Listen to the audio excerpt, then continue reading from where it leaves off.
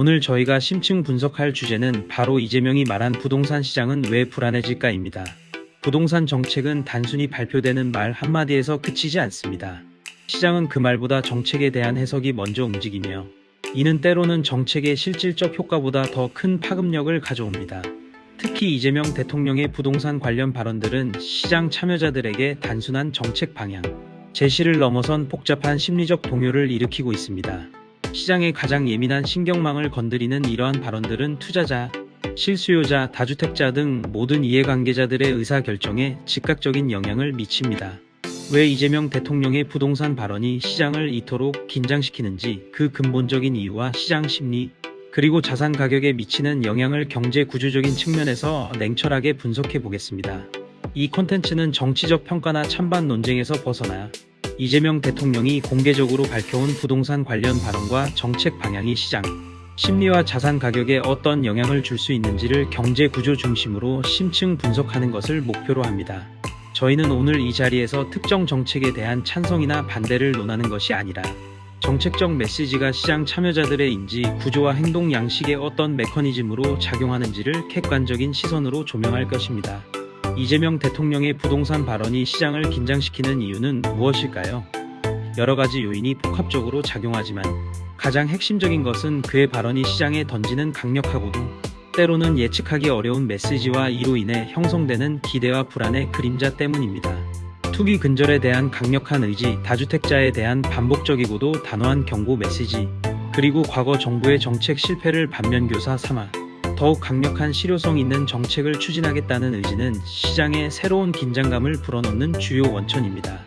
이러한 발언들은 단순히 정책 방향을 제시하는 것을 넘어 시장의 주요 참여자들의 행동 변화를 유도하려는 명확한 의도를 담고 있습니다. 이는 시장의 본질적인 속성인 불확실성을 증폭시키는 요인으로 작용하며 투자자들로 하여금 다음 수를 예측하고 대비하게 만듭니다.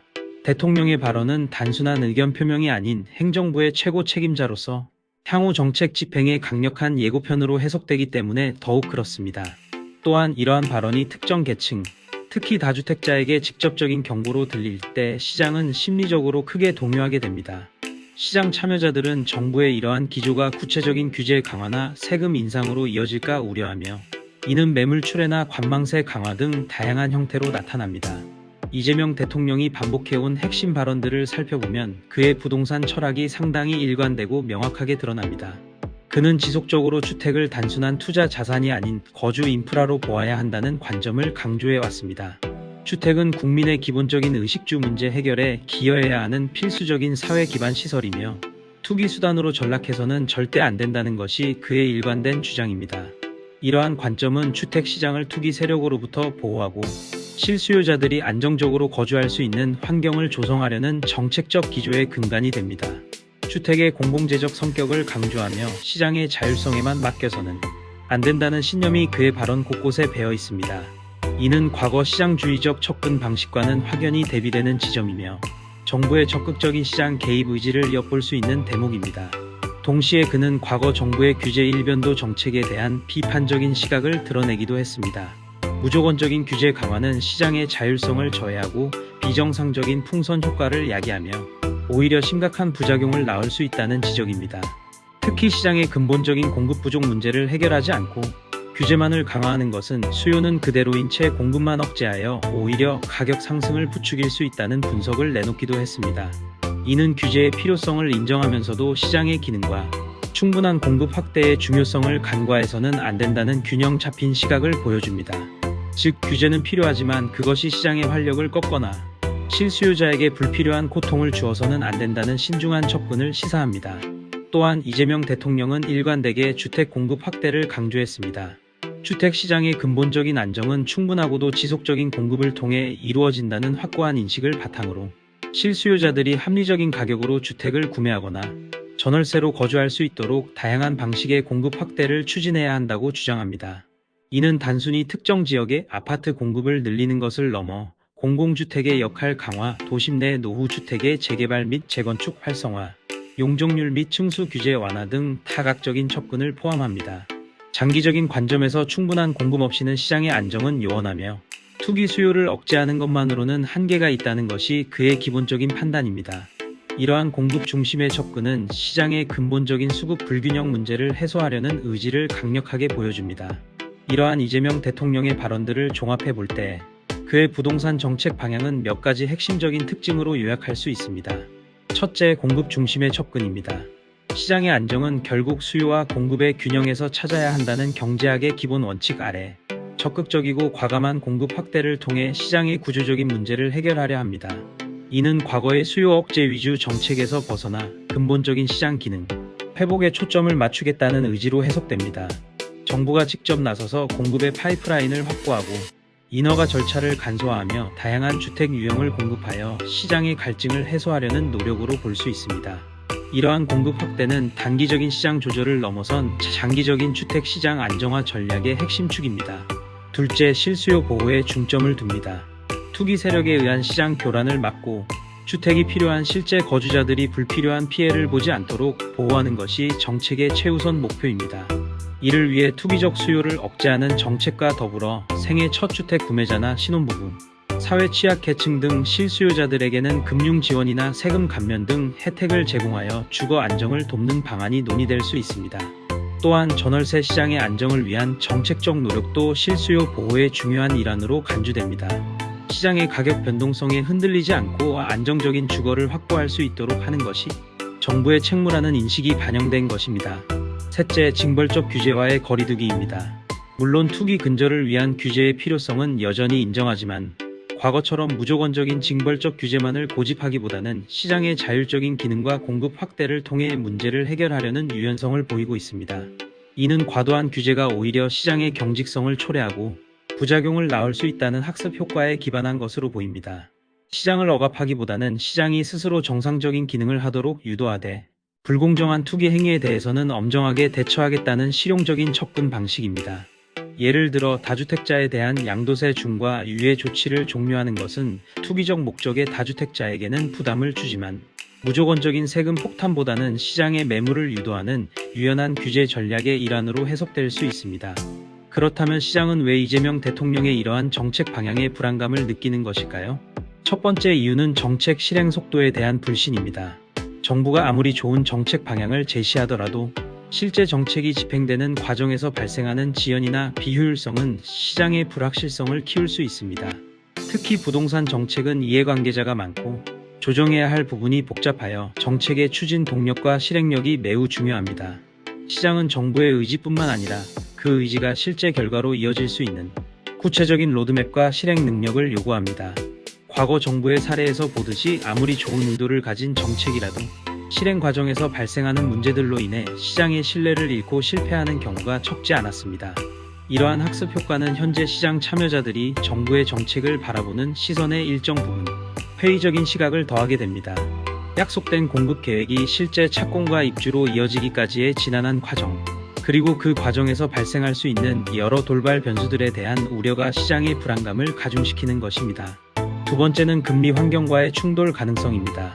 현재 국내외 경제는 고금리 기조가 지속되거나 최소한 상당 기간 고금리 수준을 유지할 것으로 예상되는 상황입니다. 높은 금리는 주택 구매 심리를 근본적으로 위축시키고 주택담보대출을 받은 기존 대출자들에게는 막대한 이자 부담을 안겨주며 전반적인 부동산 시장의 활력을 떨어뜨릴 수 있습니다. 정부가 공급 확대를 아무리 강조하더라도 높은 금리 환경에서는 실수요자들이 주택을 구매하거나 갈아타기 어려워지므로 정책의 효과가 상쇄되거나 지연될 수 있습니다. 시장은 정부의 정책 방향성과 현재의 거시 경제 환경 간의 괴리를 우려하고 있습니다.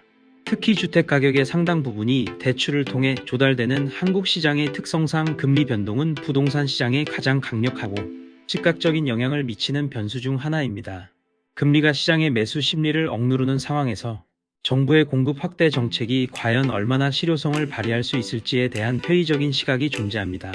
세 번째는 기대와 현실의 시간차입니다. 주택 공급 확대는 단기적으로는 효과를 보기 매우 어렵습니다.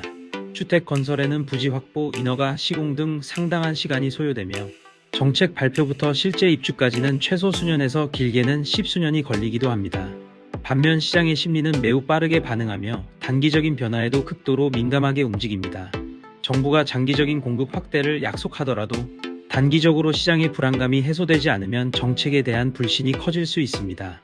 이러한 기대와 현실 간의 시간차는 시장의 불안을 증폭시키는 요인으로 작용합니다.